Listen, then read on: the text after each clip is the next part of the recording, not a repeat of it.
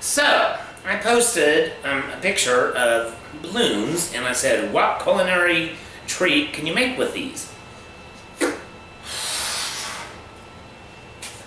Well, you may not believe it, but we're going to actually make some mead. Mead is a honey-based, basically a honey-based beer. You don't have to ferment, you don't have to buy mash and all that, and make mash and all that type of stuff.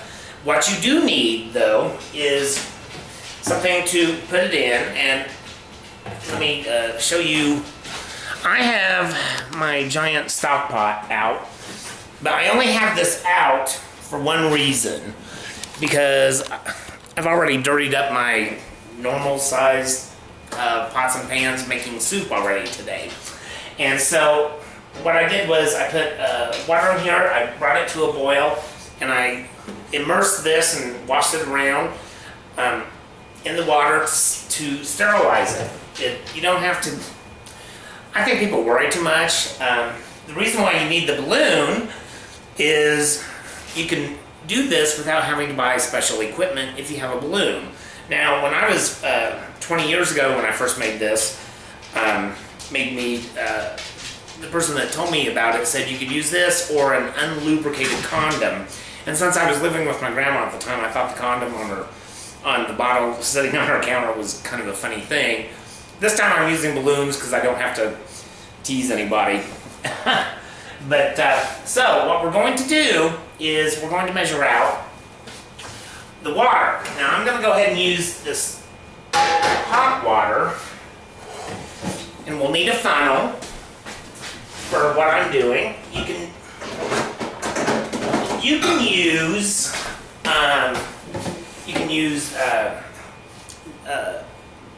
gallon jugs with distilled water or something like that if you want.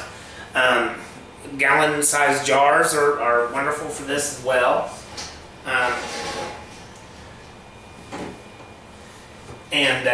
These I got down at our dollar store because I wanted something with a smaller spigot on it that the balloon would fit over. So I'm going to measure this out, and I'm only going to make about 3 of these, and I'm not going to fill them all the way up because one of the things is it's going to ferment and it'll get foamy, and you need to have the extra room in there for that.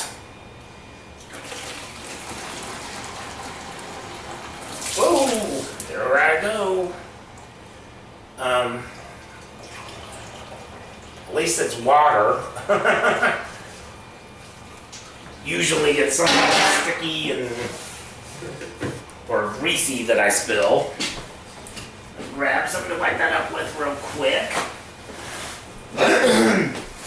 You know, every time I make a mistake like this, I always think about Julia Childs in her show on PBS. She was constantly dropping things and stuff wasn't working, and she just chortled and laughed it off, and that's very encouraging for someone like me because I'm nervous about recording these and trying to do my best. Oh, there I go again. Alright, now I'm going to go ahead and fill this up with, finish filling this with water.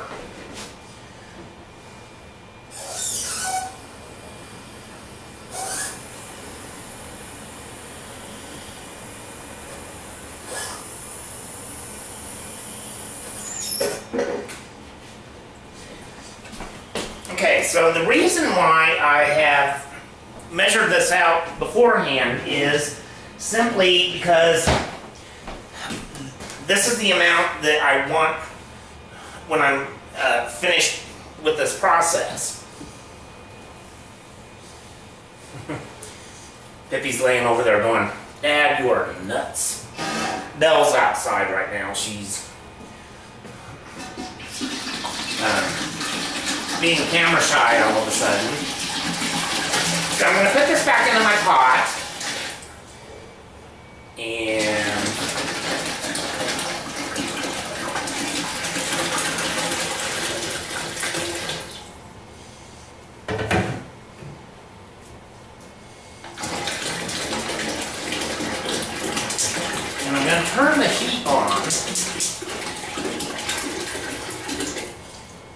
let this start coming up to temperature. So I'm not going to end up using this one after all for this, which is okay.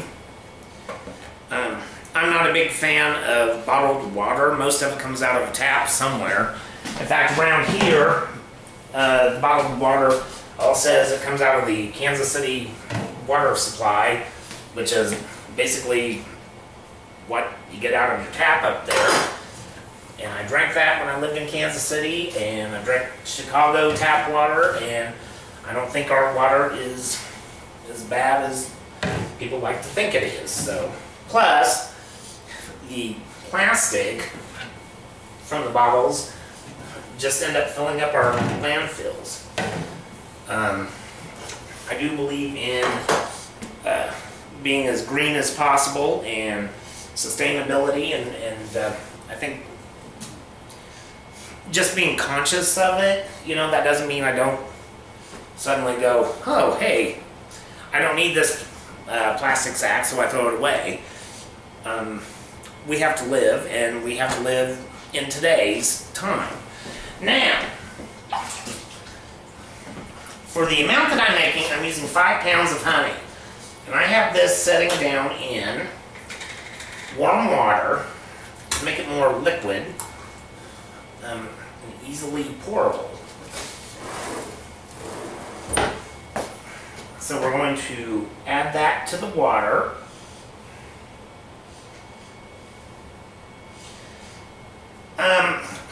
If you happen to know somebody who works in a restaurant and can order honey in from their supplier, you can get it much less expensive than what you pay for it at the store. I purchased 2 of these for, I think it was $15 for 5 pounds, which is really, really inexpensive by the ounce. But anyway, so I've got that in there. Now we're going to stir this.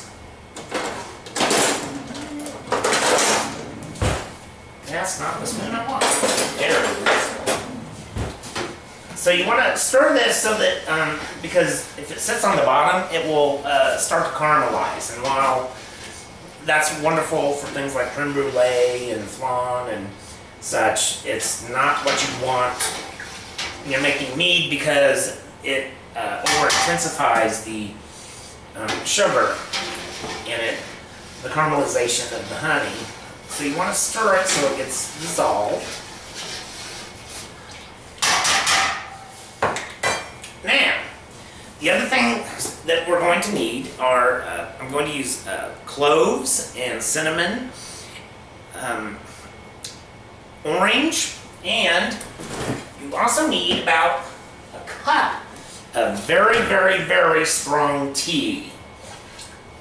And you want that tea in there because of the tannic acids. It helps the yeast to develop. You do not, let me say that again, do not need to go out and buy brewer's yeast. I'm using the same yeast that I put in my bread. So,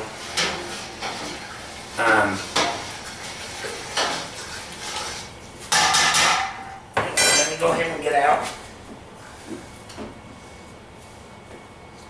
I'm actually going to use 2 oranges and a lemon for this. Now I haven't washed these, and I always I wash my fruit and vegetables, and I always do that before I don't just throw them into things. When I cut my lemon for my tea, I wash it prior to that. That last orange was a little on the overripe side.